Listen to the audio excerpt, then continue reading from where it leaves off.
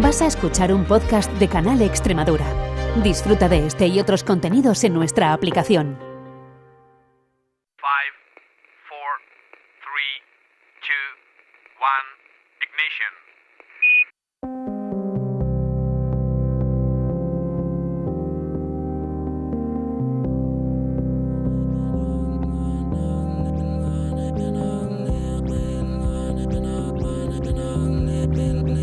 En Canal Extremadura Radio comienza Principio de Incertidumbre, con Jorge Solís.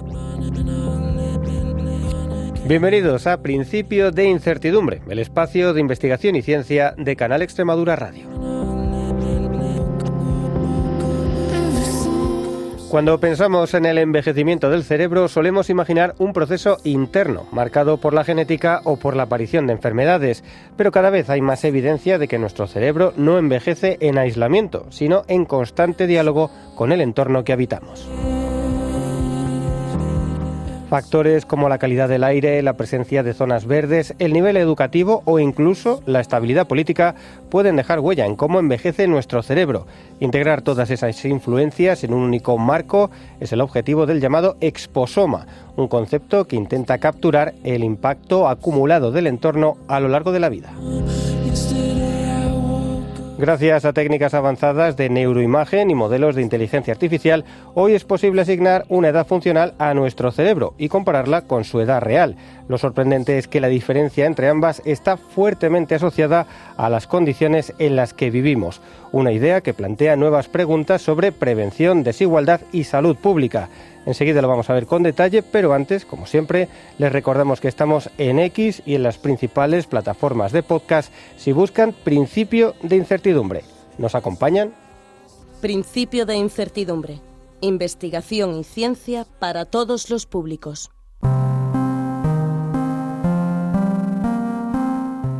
El envejecimiento cerebral suele entenderse como un proceso biológico interno, marcado por la genética o por la aparición de enfermedades neurodegenerativas. Sin embargo, en los últimos años ha cobrado fuerza una idea distinta, que el cerebro también envejece en función del entorno en el que vivimos, desde las condiciones ambientales hasta los factores sociales y económicos que nos rodean. Este enfoque, conocido como exposoma, busca capturar el conjunto de exposiciones externas a lo largo de la vida. No se trata de un único factor, sino de la combinación de muchos: contaminación, desigualdad, educación o contexto político. El reto es enorme porque implica integrar decenas de variables y relacionarlas con medidas complejas del cerebro, como la edad cerebral estimada a partir de neuroimagen. Un estudio reciente ha abordado esta cuestión a gran escala, analizando datos de más de 18.000 personas en 34 países y combinando 73 indicadores del exposoma con modelos avanzados de edad cerebral. Los resultados apuntan a que el entorno no solo influye, sino que puede tener un peso comparable o incluso superior al de los diagnósticos clínicos en explicar el envejecimiento cerebral. Esto plantea preguntas muy profundas. ¿Hasta qué punto nuestro cerebro refleja el mundo en el que vivimos?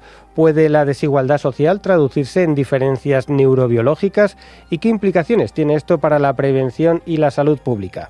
Para profundizar en todas estas cuestiones nos acompaña Hernán Hernández, que es investigador en el Latin America Brain Health Institute de la Universidad Adolfo Ibáñez en Santiago de Chile. Él es coautor de este trabajo que se acaba de publicar en Nature Medicine. Así que lo primero que tenemos que hacer es darle la bienvenida a Principio de Incertidumbre. Hernán, ¿qué tal? Bienvenido a nuestro programa. Hola, ¿qué tal? Muchas gracias por la invitación y por el interés en hablar sobre este estudio. Hombre, la verdad que seguro que estás acostumbrado a que te hagan esa pregunta cuando le cuentas a la gente ¿a qué te dedicas? Me interesa ver un poco el impacto que tiene todo, y cuando digo todo es todo, en el envejecimiento cerebral. Suena como muy audaz, ¿no? Para quien no está en el campo, esto del exposoma. Cuéntanos un poco de qué va y cómo siquiera se os ha ocurrido que se puede medir.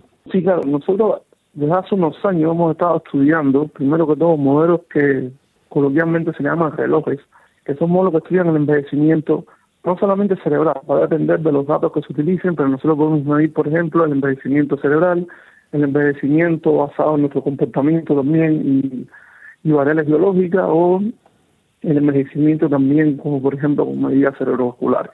En este caso específico de este estudio estábamos utilizando variables cerebrales no solamente funcionales, sino también estructurales.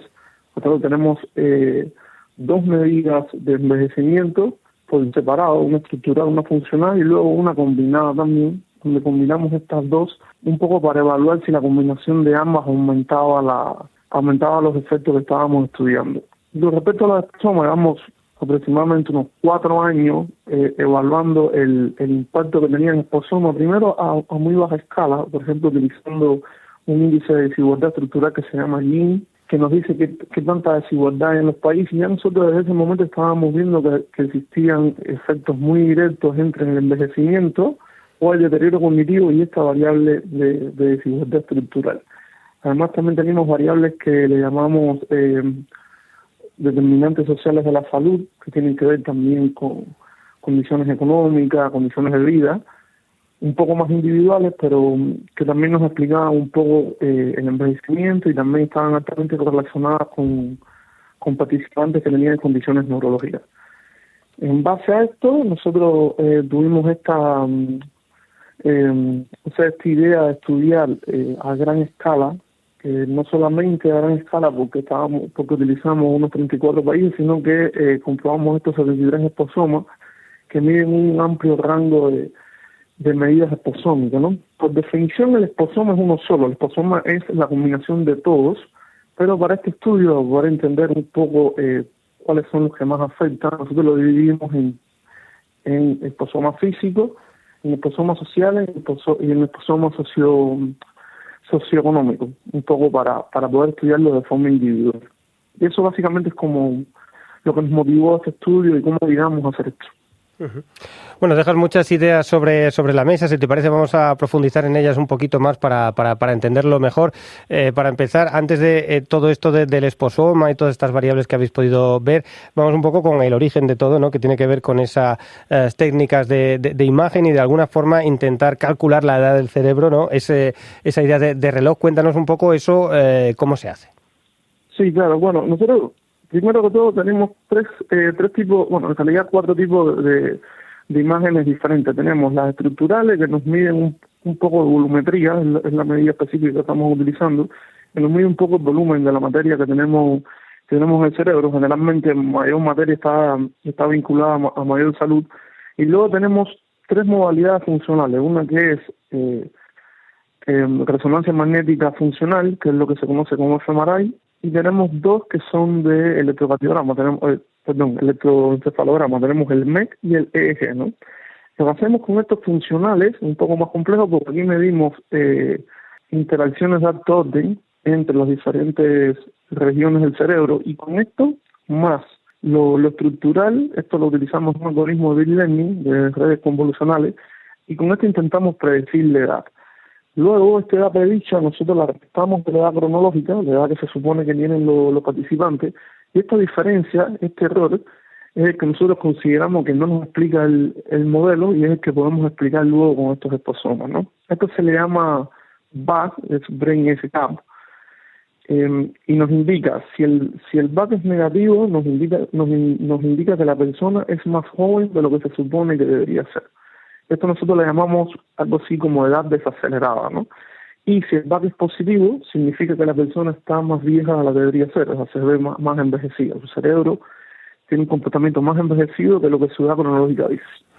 Perdona, Hernán, pero aquí es como, existe una especie de medida canónica, digamos, de cómo se sabe cómo tiene que ser desde el punto de vista, pues eso, estructural y funcional, un cerebro a una edad determinada, para que se pueda, de esta forma, pues saber si las imágenes que vosotros estáis viendo, esa composición de 4, corresponden a un cerebro más joven de lo que debería o más viejo de lo que corresponde. Sí, claro, porque nosotros tenemos participantes controles y también tenemos participantes que son diagnósticos, ¿no? Los controles básicamente son los que nos dan este baseline de lo que es una medición correcta. Nosotros inicialmente asumimos que los controles deberían tener un cerebro que tenga que ver con su edad. Luego, la diferencia que el algoritmo nos da, lo que nosotros asumimos como esta desviación de la edad correcta. Uh-huh. O sea, que establecéis, digamos, un patrón, un canon. Esta persona, estas medidas que vemos son las adecuadas para una persona de su edad. Tendría que ver esta imagen, tanto estructural como funcional de su cerebro, corresponde a la edad que tiene. Perfecto. Y a partir de ahí vais viendo decenas de miles, ya nos contarás ahora, y vais viendo si esas imágenes corresponden a la edad que debería, o un poco más joven porque está preservado, o un poco más viejo porque está deteriorado, ¿no? Sí, exactamente. Además de que el algoritmo que predice la edad, este algoritmo que nos calcula esta diferencia de edad que nosotros le llamamos VAC, el algoritmo tiene ciertas métricas de performance que tienen que cumplir un estándar establecido, tienen que tener unas métricas de performance que tienen que superar cierto umbral. Si esto no sucede, entonces nosotros no podemos asumir que el error que está cometiendo el algoritmo en realidad es porque faltan variables por explicar, sino que simplemente el algoritmo no funciona bien y no es capaz de predecir la edad. Ahora, como sí que supera, y lo supera, digamos, por amplio margen, supera estas métricas umbrales de performance, entonces que nosotros podemos asegurar que el algoritmo sí predice bien la edad, y estas diferencias se pueden explicar entonces con factores externos, en este caso los exposomas. Uh-huh. O sea que vamos a resumir un poco el concepto para que no esté tan familiarizado. Vosotros tenéis de las personas que participan en vuestro estudio, hacéis técnicas de neuroimagen, 4 tipos de neuroimagen, 1 estructural y 3 de carácter funcional, para ver un poco cómo es su cerebro. A partir de ahí habéis desarrollado un sistema de inteligencia artificial con Deep Learning que es capaz de ver si esas imágenes corresponden a una edad determinada, si se ajusta a las del paciente está bien, si son más jóvenes que la del paciente es que está, digamos, de alguna forma neuroprotegido, y si está más envejecido es que hay algún problema. Como la eficacia de vuestro modelo es bastante alta, de esta forma, cuando hay una disociación entre la edad prevista por el algoritmo y la edad que vosotros estáis observando, es algo que podéis atribuir a causas externas. Sí, además también tenemos una forma de medir que está bien calculado el VAC, porque nosotros podemos plotear, digamos, graficar la distribución que tienen los participantes comparada con los que tienen las diferentes condiciones clínicas, y nosotros lo que esperamos es, le llamamos como la escalera, que es básicamente que cuando miramos la distribución, los controles están generalmente rondando el 0, porque se supone que los controles generalmente no están ni muy envejecidos, ni muy, o sea, tienden más a estar rejuvenecidos que envejecidos, y que más o menos esté en la media, esté como por el 0. Y luego vemos que, por ejemplo, los pacientes que tienen Alzheimer están mucho más envejecidos, y así pasa, digamos, con los pacientes, ¿no? Los pacientes, en comparación a los controles, están mucho más envejecidos, que es también el comportamiento esperado.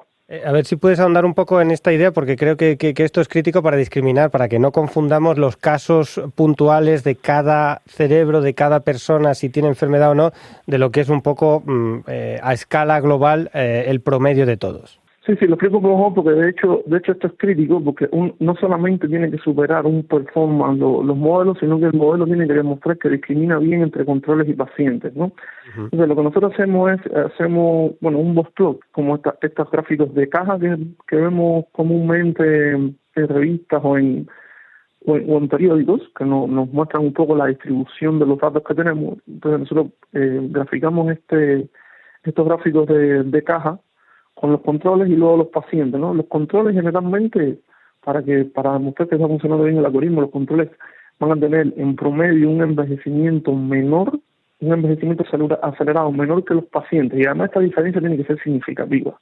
Bueno, en nuestro caso sucedía, es significativo incluso aunque controlemos por diferentes factores demográficos, e incluso aunque nos ajustemos con múltiples comparaciones, nos queda altamente significativa la diferencia entre el envejecimiento que muestran los controles, que ronda por el 0 aproximadamente, en comparación a los pacientes que tienen, en promedio, tienen edades aceleradas, no tienen envejecimiento acelerado.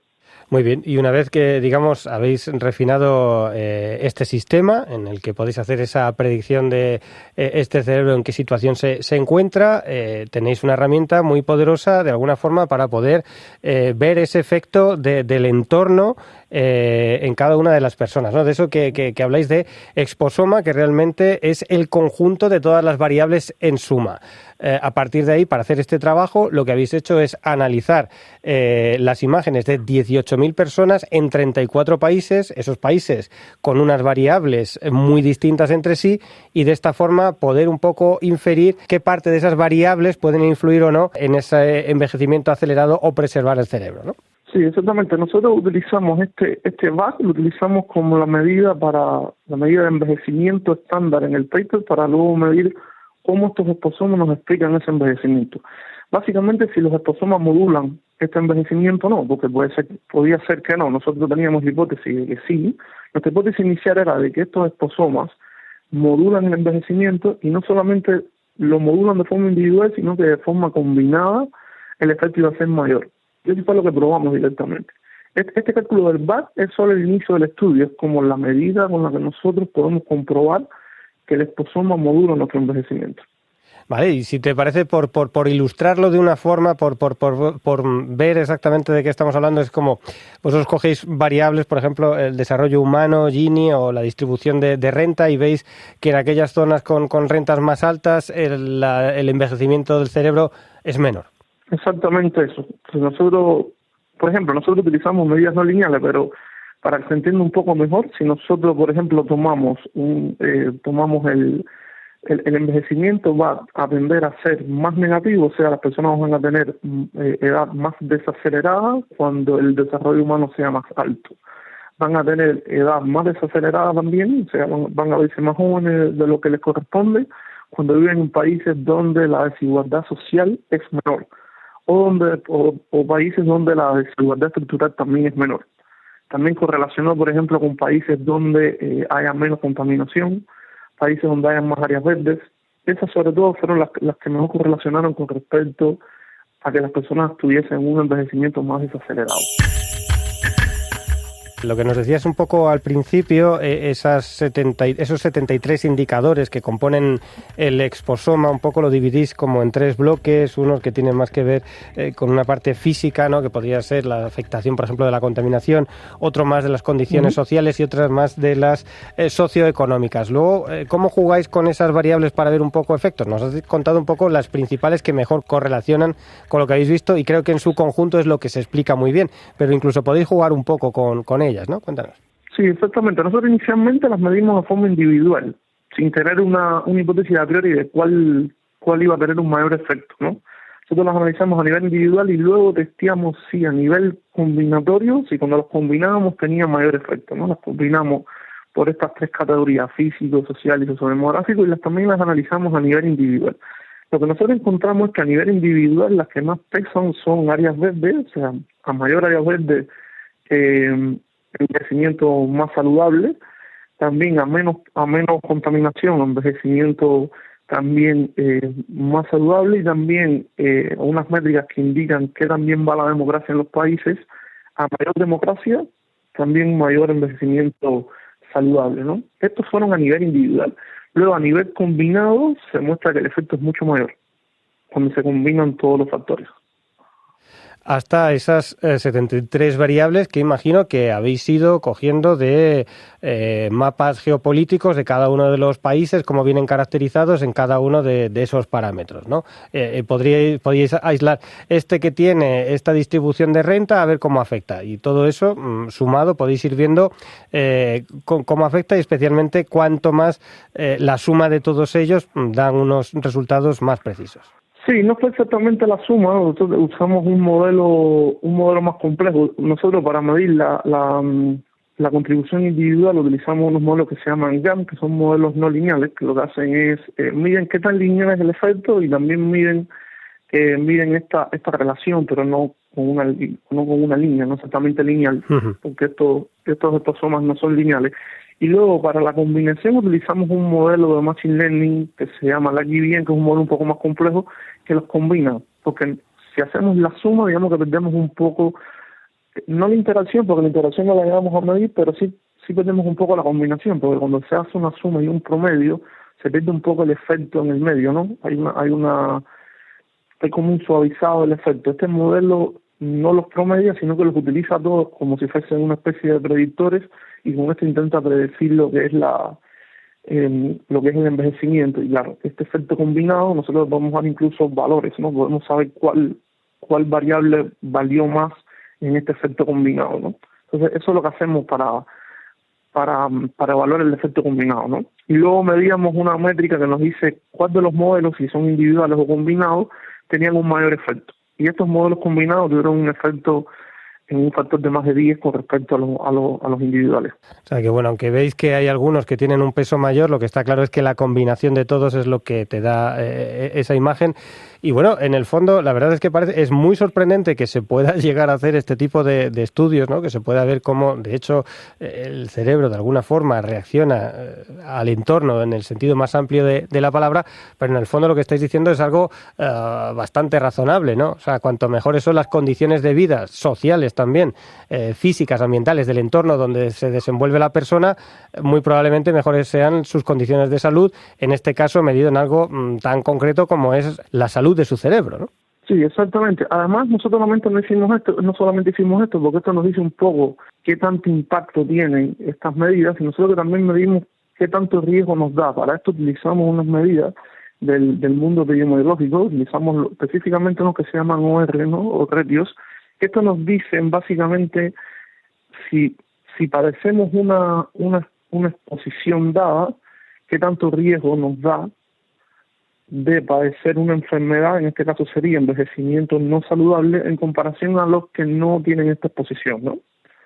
Y nosotros acá lo que encontramos, hicimos esto con los pacientes, ya sabiendo si eran controles o no, y aparte lo medimos también en base a la exposición a estos exposomas, y a nosotros lo que nos dio es que los pacientes, o sea, la condición neurológica, tiene un factor de riesgo entre 2 y 3 veces más que los controles. Sin embargo, como utilizamos estos exposomas combinados, nosotros nos dio entre 3.3 y 9 veces más de riesgo las personas que están expuestas a estos exposomas, con valores malos, alta polución, baja áreas verdes, mala democracia, podían aumentar entre 3.3 y hasta 9 veces el riesgo de envejecimiento acelerado con respecto a las personas que vivían en países más favorables. Claro, entonces esto tiene implicaciones, ¿no? Para salud pública, de alguna forma. Podemos estar muy atentos a cómo se evoluciona en esas variables, ¿no? Que son negativas, especialmente aquellas que tengan mayor impacto, para saber un poco cómo va a evolucionar la salud de las personas, ¿no? Sí, totalmente. Hay un punto que discutimos en el artículo que es muy importante, es que en estudios anteriores, o sea, en años anteriores, no solamente en estudios, sino en años anteriores, digamos que el pensamiento crítico era, para poder envejecer de forma saludable, la responsabilidad de la persona, una responsabilidad individual. Necesitas alimentarte mejor, necesitas hacer ejercicio, necesitas descansar, necesitas desestresarse. Pero en este caso, lo que el estudio viene a decir es que no todo es una decisión individual. Hay decisiones que nosotros no podemos tomar porque nosotros, como persona individual, no podemos manejar cuántas áreas verdes tiene nuestra ciudad, no podemos manejar cómo está la contaminación en la ciudad, no podemos manejar cómo está la democracia en nuestro país. Entonces, claro, son factores que nosotros, de forma individual, no podemos controlar y apuntan directamente a políticas públicas. Es un enfoque tremendo, ¿no? El de vuestro trabajo, porque efectivamente, como dices, o habitualmente como se ha entendido, la responsabilidad respecto a la salud suele recaer en el individuo, ¿no? Haz esto, lo que dices, ejercicio, dieta, descanso, ¿no? Son como las claves siempre que uno puede controlar y realmente te hacen responsable de salud. Llevando un tipo de vida determinado, con una genética determinada, vas a tener un resultado concreto. Esto es cierto, pero como vosotros veis, hay otra parte que depende mucho del entorno, ¿no? O sea, de alguna forma la salud trasciende lo que es el factor individual.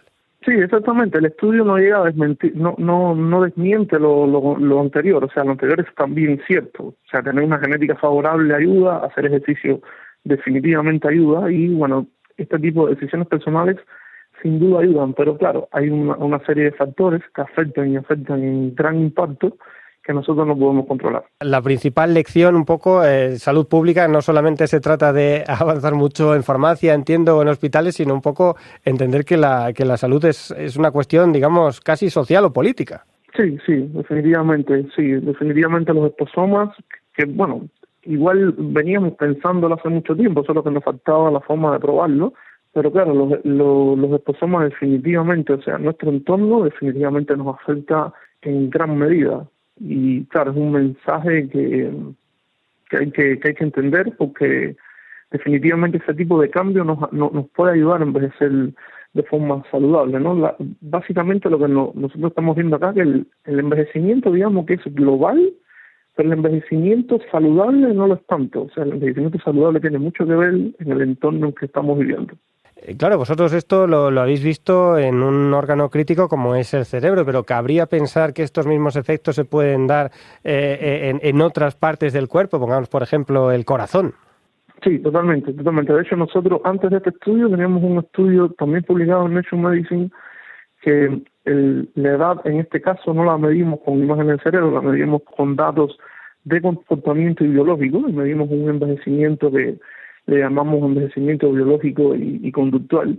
Y con acá no evaluamos 73 esposomas, en ese momento no teníamos tanto, pero evaluamos alrededor de unos 20 esposomas, y con esto igual nos dieron los mismos efectos. Teníamos que las personas que biológica y conductualmente eran más rejuvenecidos o que tenían envejecimiento saludable, estaban relacionadas a países con mayor democracia, países con menor desigualdad estructural, menor desigualdad de género y bueno, mayor índice de desarrollo humano, etcétera. Encontramos los mismos efectos. Una vez que habéis publicado esto ahora en Nature Medicine, ¿cuáles son los siguientes pasos? ¿En qué estáis trabajando? ¿En qué os gustaría profundizar? Bueno, nosotros queremos estudiar, primero de todo, acá estamos estudiando la combinación de los factores, pero nosotros también estamos interesados en ver la interacción, que no es exactamente lo mismo. Nosotros queremos saber, por ejemplo, sabemos que combinados tienen un mayor efecto, pero queremos descubrir cuál es la interacción, digamos, que maximiza el efecto. Pensándolo un poco más en el lado positivo, no solamente ver cuál es la combinación que más nos hace envejecer de forma no saludable, sino que queremos encontrar cuál es la combinación que hace que envejezcamos más saludable y también de cierta forma estudiar a aquellas personas resilientes, tratar de entender un poco cómo algunas personas que viven en estos contextos favorables, aún así tienen envejecimientos desacelerados, o sea, son envejecimientos saludables. Entonces, un poco descubrir por qué, para ver si por ahí podemos apuntar ese tipo de... Podemos encontrar la manera en la que estos mecanismos funcionan, podemos apuntar un poco más a consejos más avanzados para el desarrollo de este envejecimiento saludable que tanto nos hace falta, digamos. Hombre, la verdad es que suena muy interesante, ¿no? O sea, tú tienes ahora 73 variables que sabes que su conjunto influyen, has visto unas con mayor peso y otras con menos, y como nos dices, un poco la agregación de todas ellas no es lineal. Entonces vamos a ver qué combinación de factores podrían llevarnos a intervenir de una forma más eficiente para una mejora, ¿no?, colectiva. Sí, claro, en un pensamiento crítico se pudiese pensar que estas variables están muy relacionadas, porque, por ejemplo, uno pudiese pensar que países donde el desarrollo humano es bajo, la democracia es baja también, pero la verdad es que nosotros variamos, o sea, controlamos por todo esto y los efectos se mantienen. O sea, si bien hay colinealidad entre algunas de estas medidas, cada medida entrega información distinta. No es la misma información la que están entregando todos, más allá de que tengan cierta relación. Entonces sí, por supuesto, debe haber una combinación, o esa es nuestra hipótesis, una combinación que cuando interacciona o bien nos envejece más acelerado o bien nos permite tener un envejecimiento más saludable. Y en eso ya estáis trabajando. Si nos puedes contar un poco eso, cómo se hace para aislar esas variables. Parece ya algo extraordinariamente quirúrgico, ¿no?, ir a ese nivel de detalle. Sí, nosotros estamos trabajando precisamente en eso ahora. Estamos intentando separar estos participantes, estos sujetos que tienen esta resiliencia, ¿no? Son participantes que son resilientes a pesar de tener condiciones desfavorables. Uno esperaría que su envejecimiento sea acelerado, como pasa con el mayor porcentaje de participantes que están en esas condiciones. Y estamos intentando ver, con técnicas de Machine Learning y inteligencia artificial, estamos intentando descubrir cuáles son los factores precisamente que nos explican a estas personas que son más que tienen un envejecimiento más saludable. A pesar de las condiciones de adversidad, ¿no? Encontrar ahí un poco cuáles son. Exactamente, a pesar de las condiciones adversas. Fantástico, pues tendremos que estar también muy pendientes de ver cómo evoluciona este trabajo, desde luego verdaderamente extraordinario, aunque eso sí demuestra una idea que es fácil de tener en cuenta, ¿no? Cuanto mejores son las condiciones de desarrollo para las personas, pues mejor es la vida en general. Pero claro, esto ya lo habéis visto en detalle en el cerebro de las personas, verdaderamente espectacular. Ahora toca seguir avanzando y profundizando en estas cuestiones cuestiones. Desde aquí nuestra enhorabuena por este trabajo que acabáis de publicar. Mucha suerte para el futuro con estas otras líneas y esperamos que haya nuevas publicaciones y volvamos a repetir conversación contigo, con Hernán Hernández, que como recordamos es investigador en el Brain Lab de la Universidad Adolfo Ibáñez en Santiago de Chile. Enhorabuena, Hernán, y hasta la próxima. Hasta la próxima. Muchísimas gracias por su interés y bueno, para mí es un honor haber participado en la entrevista y muchas gracias por ayudar a difundir los resultados del estudio. Hasta aquí nuestro programa de hoy. Muchas gracias por acompañarnos y hasta una nueva edición. Principio de incertidumbre, @canalextremadura.es.